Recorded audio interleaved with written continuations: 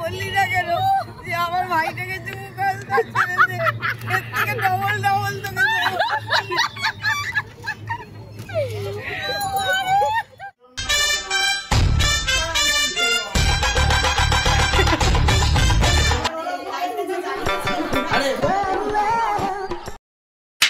Finally ওই দিনটা আজকে চলে এসেছে, যে দিনটার জন্য আমরা এতদিন ওয়েট করছিলাম। কোন দিনটা তোমরা পুরো ব্লগটা দেখো, অবশ্যই জানতে পেরে যাবে। তো আমি বেরিয়ে গেলাম, আমি আর আমার দাদা সব ফার্স্টে বেরিয়েছি ওই যেখানে যাওয়ার উদ্দেশ্যে। আর আমার দাদা না ক্যামেরা শাই, ক্যামেরা আসতে চায় না খুব একটা। তো রিভিল করে দিই, ঠিক আছে রিভিল করে দিচ্ছি। আমি চলে এসেছি দিদি বাড়িতে কার্তিক ফেলেছিলাম। তো আজ হলো 17 তারিখ, কার্তিক পুজো।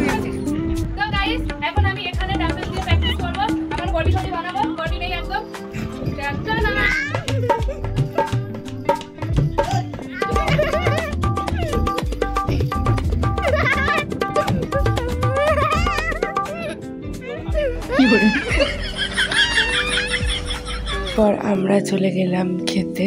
তো 2টো বাজে, তো খেতে বসে পড়েছিলাম। আর এইদিকে কার্তিকের মা অর্থাৎ আমার দিদি পরিবেশন করছে। তা আমি পুরোপুরি মেনু তোমাদের সাথে শেয়ার করতে পারিনি, কেননা সবাই ছিল, আমিও শাই বোধ করছিলাম। তো আমাদের খাওয়া হয়ে গেছে, এখন আমরা প্রিপারেশন নিচ্ছি পুজোর। তো পুজোতে আমরা কীভাবে প্রিপারেশন নিলাম না নিলাম, কী করলাম তোমাদের সাথে শেয়ার করছি। আর যদি ভুল হয়ে থাকে আমাকে ক্ষমা করে দিও পুজোতে।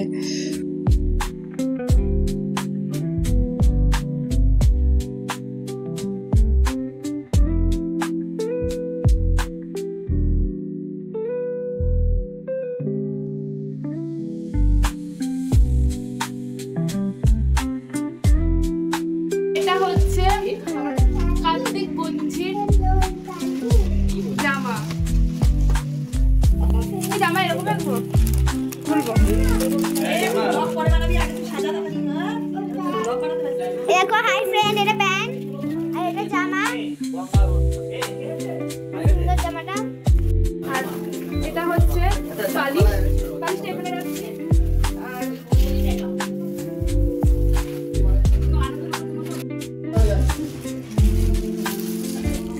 এটা হচ্ছে গঙ্গা মাটি।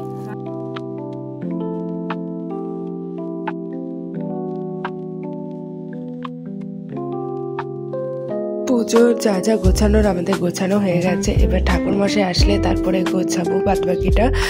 আর পুজোর সময় চলে এসেছে, তো সেই জন্য আমি শাড়ি পরে নিয়েছি। আমি আগে থেকে ভেবে রেখেছিলাম আমি পুজোর সময় শাড়িটা পরবো, তো পরে নিয়েছি শাড়িটা। আমাকে কেমন লাগছে অবশ্যই কমেন্টে বলবেন। সৎ মনে মিষ্টি সাজাচ্ছে।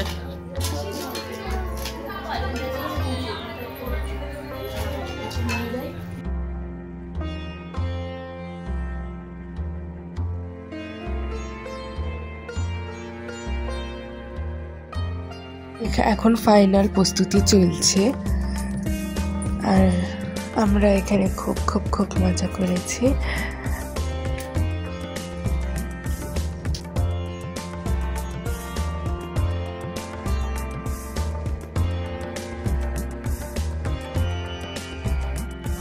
ইনি হলেন আমার জামাইবাবু অর্থাৎ কার্তিকের বাবা, আর ইনি হলেন আমার দিদি কার্তিকের মা।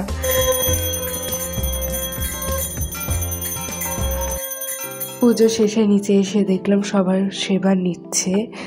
আর আমার কাজ করতে করতে আমার হাতটা কেটে গেছিলো, তো সেই জন্য আমাকে আমার মা খাইয়ে দিচ্ছিল। খুব লজ্জাও লাগছিল যে মা খাইয়ে দিচ্ছিল, আর সবাই দেখছিল আমার দিকে যে আমাকে কেন খাইয়ে দিচ্ছে। তা আর আমি বাড়ির উদ্দেশ্যে রওনা হলাম।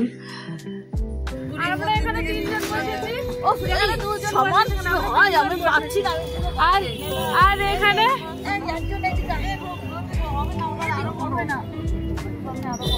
ডবল ডবল তোকে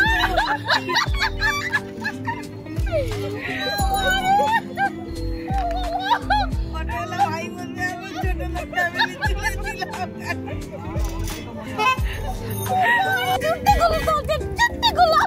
লোকটা দেখে হয়তো ভয় পেয়ে যাবে, কিন্তু আমাদের মধ্যে সবাই যদি এরকম এক জায়গায় হয় না, এরকম হাসাহাসি হয়। আর সেই মুহূর্তটা চলে এসেছে যেখানে টোটোওয়ালা বা কোনো ড্রাইভার কনফিউজড হয়ে যায় যে কার কাছ থেকে টাকা নেবে, কেননা চারিদিক থেকে বলে কি না আমার কাছ থেকে নাও, একজন বলে না আমার কাছ থেকে নাও। এবার সেই জন্য টোটোওয়ালা কনফিউজড হয়ে যায় প্রত্যেকবারই, প্রত্যেক টোটোওয়ালাই, যে কার কাছ থেকে টাকাটা নেবো।